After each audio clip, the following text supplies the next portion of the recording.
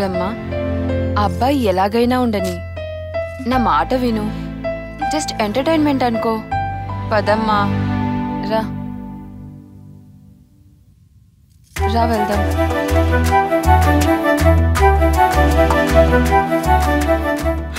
వీడేంటి ఇలా తగులుకున్నాడు?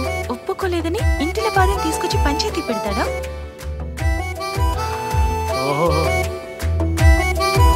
హాయ్ దాత్రి. ఇవ్వమ్మా. వద్దమ్మా, గతికితే అతకదండి. అదే నిజమా?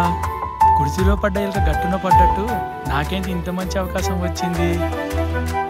అయ్యి ఎలాగైనా సరే వదిలిపెట్టకూడదు. నాన్న థ్యాంక్స్. ఈ అబ్బాయి నీకు ముందే తెలుసమ్మా? మేమంతా ఒకే కంపెనీలో పనిచేస్తున్నాం. మేము మంచి కొలీగ్స్. ఏరా, ఇంతకీ అమ్మాయి నచ్చిందా? అబ్బా, ఇంకేంటండి?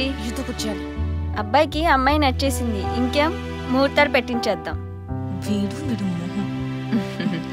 అలాగే వదిన గారు, మంచి ముహూర్తం చూసి ఫోన్ చేస్తామండి. సరే, నేను కబుర్ చేస్తాలేండి. బయలుదేరదామండి. పద. బాయ్ దాత్రి. పూర ఎదవా. అమ్మా దాత్రి,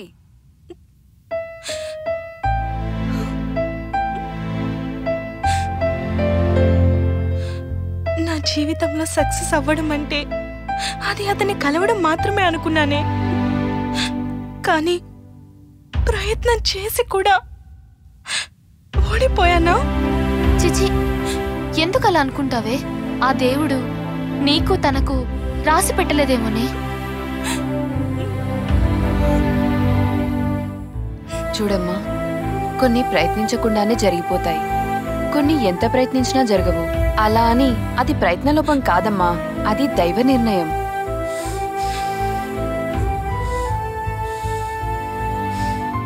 చూడు తల్లి, ఏ తండ్రి ఆతృతగా తన గుండెల మీద భారాన్ని దించుకోవాలనుకోడు. ఆ అబ్బాయి చాలా మంచివాడు, యోగ్యుడు.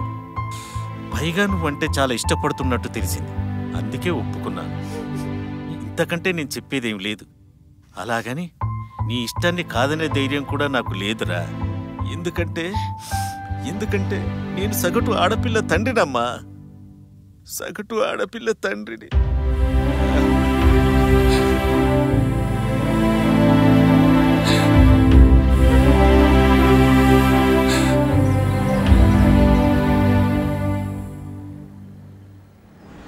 ఏంటన్నా ఒక్కడివే కూర్చున్నావు? నీ గ్యాంగ్ ఏరి?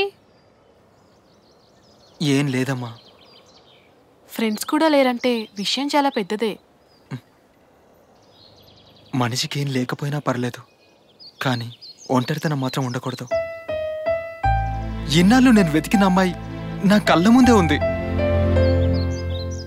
నేను తన్ని ఇష్టపడుతున్నానని చెప్పాలంటే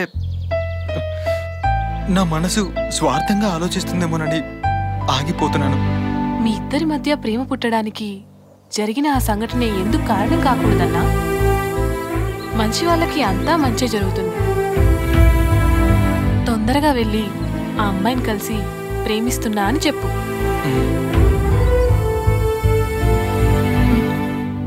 దాత్రి ఏమందన్నయ్య? అది ఓ, దానికి సంబంధం నచ్చనట్టుంది. దాత్రికి ఏ సంబంధం నచ్చదమ్మా. ఎందుకంటే దాత్రి తనని కాపాడిన వ్యక్తిని ఇష్టపడుతోంది. అందుకే ఈ సంబంధం చేసేస్తే కొన్నాళ్ళకు అదే సర్దుకుపోతుంది. నిజమేరా, దాత్రి నా కన్నబిడ్డ కాబట్టి ప్రతీదీ ఆమె నిర్ణయానికే వదిలేశాను. తొందరగా సంబంధం చేస్తే అన్నీ మర్చి ప్రశాంతంగా ఉంటుంది.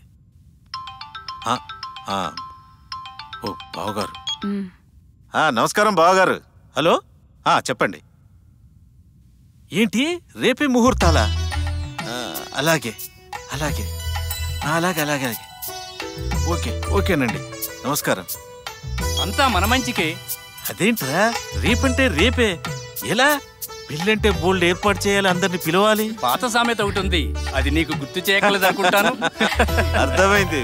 ఓకే మీరు ఊరుకోండి, మీరు మరీను అలాగే చేసేద్దామన్నయ్య.